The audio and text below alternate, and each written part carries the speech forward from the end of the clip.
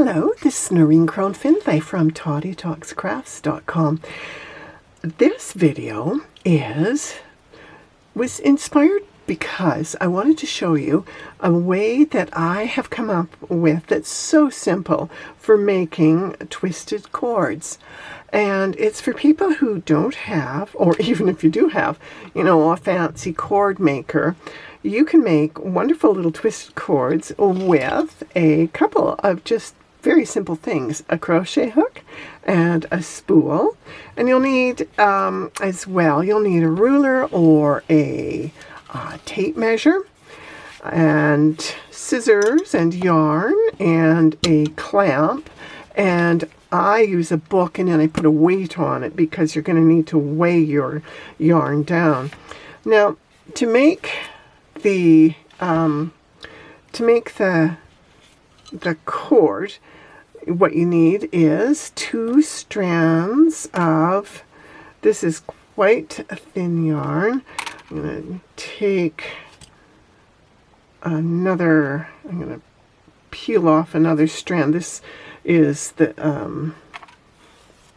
random yarn that I inherited from my mom. So you need to have 2 strands of thinnish yarn, or else that was thin-ish, not finish, or 1 strand of worsted or other weight yarn. Now you're going to hold the ends together, pinch them in your hand, and take the crochet hook like this and pass the end of the crochet hook through the spool and slide the spool along so it's halfway along.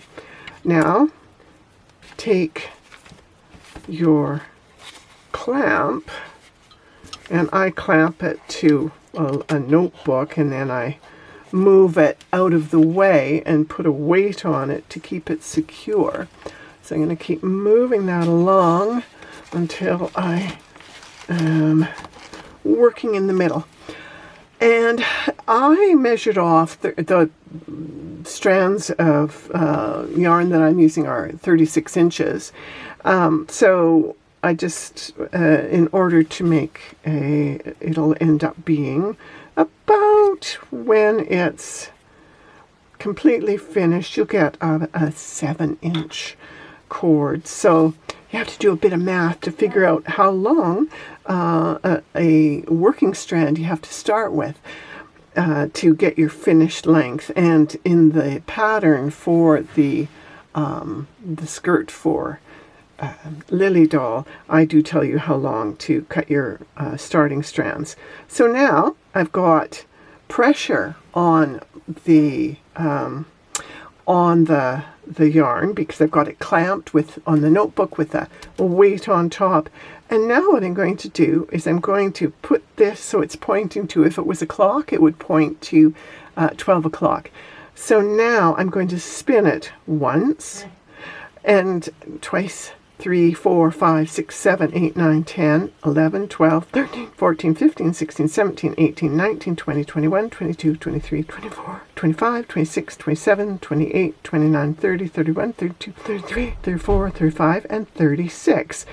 Because I spin 1 spin for each inch of yarn, and then I give it another 3, 4, or 5 spins just for good measure. So 1, 2, 3, 4, 5.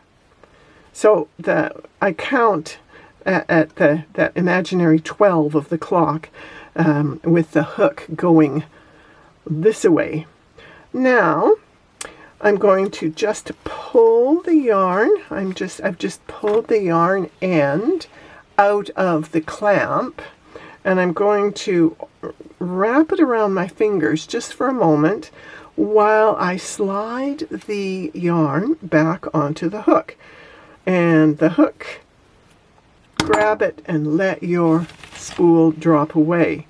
Now take your hook and your ends together. Keep tension on the spun yarn so it doesn't go all on itself.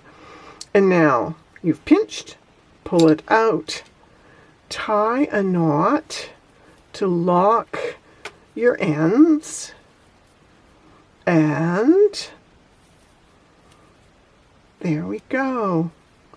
And now you'll want to trim off the ends, and now bring it off and slide your fingers down.